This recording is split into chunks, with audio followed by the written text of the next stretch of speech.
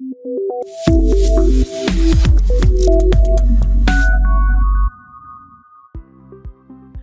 everyone, welcome to CodeChef.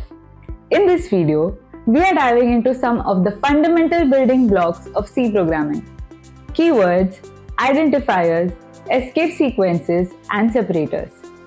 These might sound complicated, but trust me, they are just simple rules that will help you write clean, working code. By the end of this video, you will understand what keywords are, what identifiers are, how to use escape sequence to format your output beautifully, and how separators organize your code. These concepts are the foundation of every C program you'll ever write. So make sure you understand them completely. Follow along with me and then practice writing the code yourself on CodeChef. The link is in the description below. Trust me, actually typing the code makes all the difference. First, I'll explain keywords and identifiers with simple examples. Then, we'll explore escape sequences and see how they format text. After that, we'll write a fun program together using tabs and new lines. Finally, I'll give you a quick practice task to test your skills. Remember, the best way to learn programming is by doing it yourself. So don't just watch me, code along with me on CodeChef. Alright, let's start with keywords. Think of keywords as the special reserved words in C that already have a job to do. You can't use them for anything else. For example, int tells the computer you're working with whole numbers.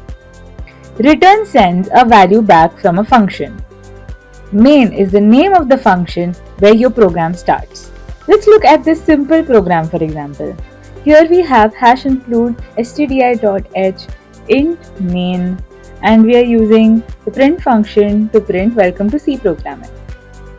Here int main and return are all keywords. They must be written exactly like this, all lowercase, no typos. C is case sensitive. That means int is a keyword, but I capital NT or INT whole caps are not. If you capitalize it wrong, you'll get an error.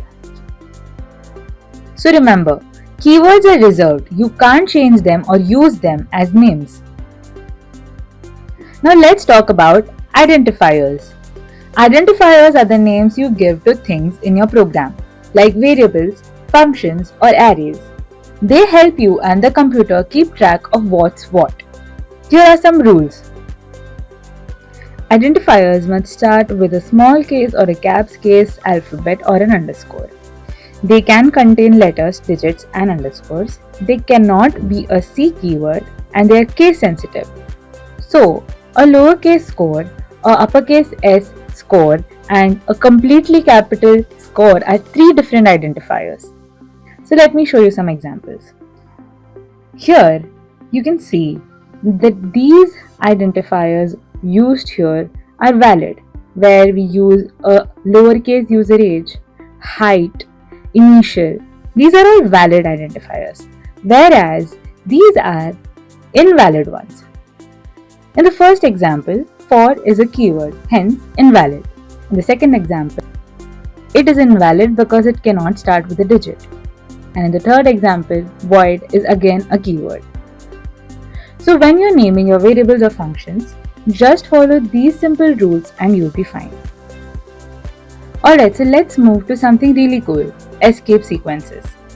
Escape sequences are special codes that start with backslash and let you do things like move to a new line, add a tab space, print special characters like quotes.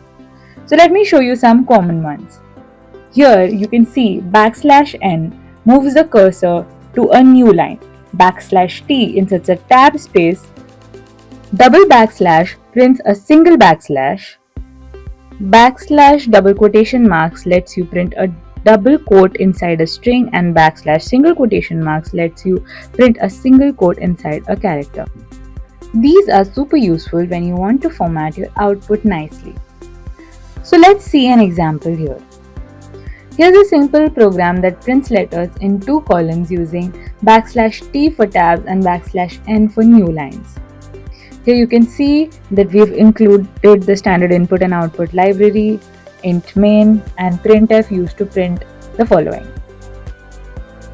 Alright, so here we use print A and B with a tab in between and then move to our next line. Similarly, we use printf C \t D \n to print C and D, and similarly to print E and F.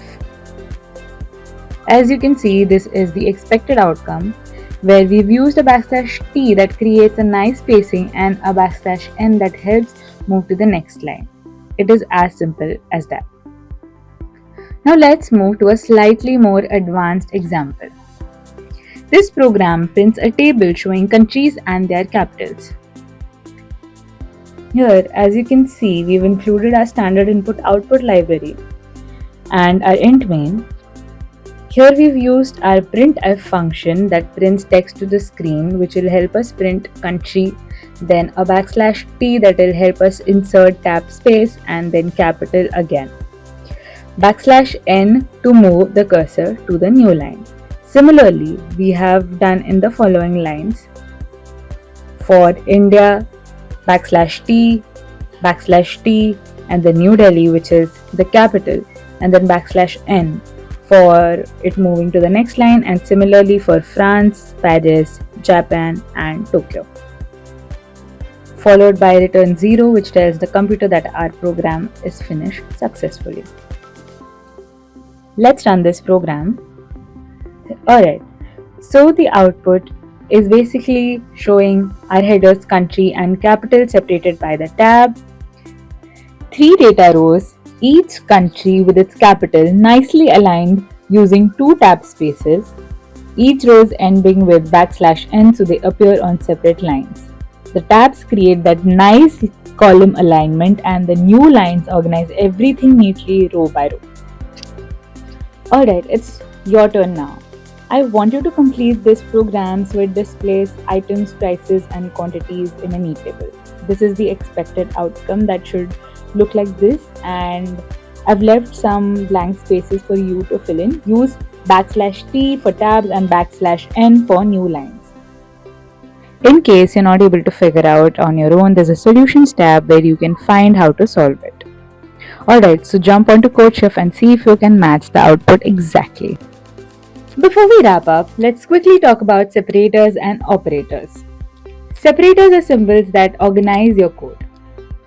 Here, semicolon ends a statement, curly braces enclose a block of code, parentheses used in functions, square brackets are used for arrays, and comma separates items in a list.